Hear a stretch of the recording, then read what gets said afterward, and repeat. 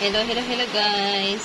Presenting my tito or balat ng baboy. Tara guys, samahan niyo ako magluto nito ng adobong tuyong-tuyo na maanghang. Yay! Good morning, good morning, good morning once again, madam people. Pasensya na kahit ang lakas ng ulan ngayong Huwebes.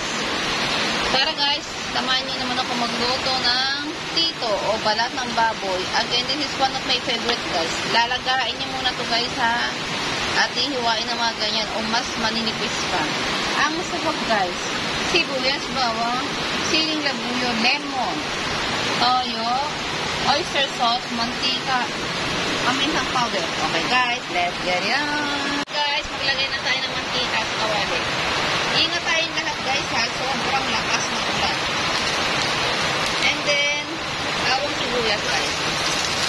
Halo-halo lang guys ha, hanggang sa maluto yung bawang sibuyas. Maglagay tayo ng siling labuyo guys. Yan guys ha. Pwede na natin ilagay itong hiniwa-hiwang dito. Yan guys. Ito guys, pagkabili nyo, ibuboil nyo muna siya. Pakukuluan nyo muna siya, okay? Mga 2 hours.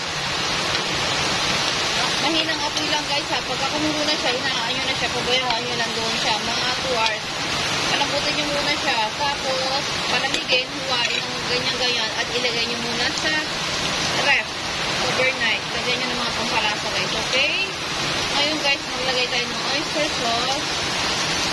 Yan. Toyo. Alisang-bisang muna. Pang powder. At lemon guys. Yan. Yan. Lemon. Okay?